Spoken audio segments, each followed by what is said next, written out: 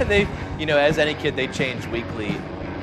The one thing I held on to was race car driver. I remember in middle school, I was like, a lot of people dream to be something and then they forget about it and they become accountants. I'm going to stick with it. I picked race car driver.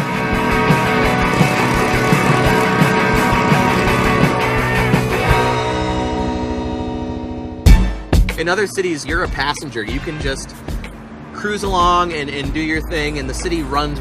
It doesn't matter. But here in Detroit, you have a chance to make a real difference. Like, you can create a transit system, or you can create a new way to educate kids. It's unlike anywhere else in the world. Nowhere else do we have buildings and resources and people this smart and stuff this big that's just waiting to be activated. For a long time, we've expected this train, this M1 light rail, to connect downtown and the rest of the city. It was going to provide a lot of change, a lot of transit-oriented development down the Woodward Corridor. And I had been following this thing very closely. I've just been very engaged because I thought it was going to bring about finally the new era of Detroit. And then one day I saw the headline. It said, "Light rail is dead." I was furious. And, frustration can power so much because I said, you know what, screw it. I'm going to do it myself. I'm going to send buses up this corridor and I'm going to make the service the best I can. And that was the building block behind the bus company. That was the basis that we built this thing on.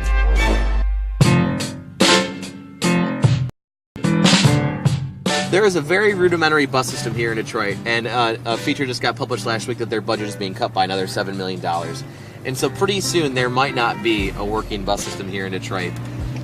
There's 700,000 residents here who truly need and deserve transit and simply don't have it. There are people that lose entire livelihoods because they can't get to work in the morning. And it's ridiculous that we don't have a system that works for that.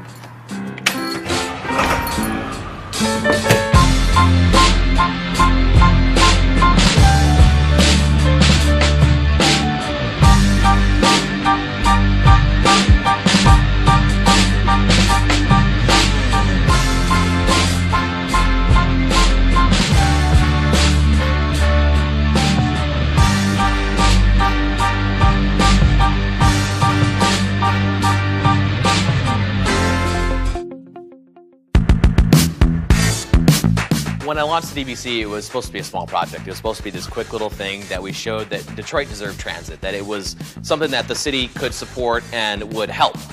Since then, DBC has grown into this big thing where we're solving all sorts of different transit issues, using all sorts of different methodologies. Hey, what's up? When we introduced our bus trackers, 6 months later, DDOT got bus trackers. Paid a company to install trackers in their buses that people could actually see where the buses are at. And I can't help but think that we pushed them out of the nest a little bit on that one. When you're making a $120 million bus system innovate, when you're pushing them to improve service a little bit, I can't feel that's a big win.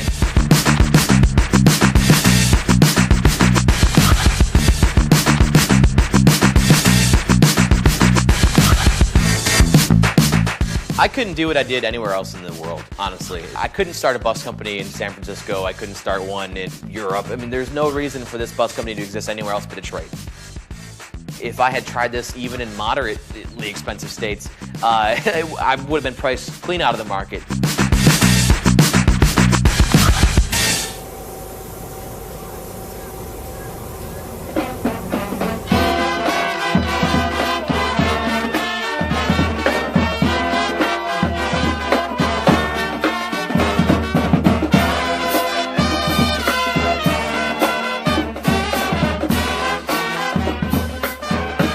The DBC isn't going to fix all transit here in Detroit. We'll never get big enough, nor do we ever plan to get big enough to take that on. There's no point in that. Busing is a public issue. It should be solved publicly, but we can innovate and build technologies and work towards solutions that make transit more affordable and serve more people. We will keep working in Detroit to fill the niches that are going unfulfilled, the people that are going unnoticed, and do our absolute best to get people moved in the city, to put the city back on wheels.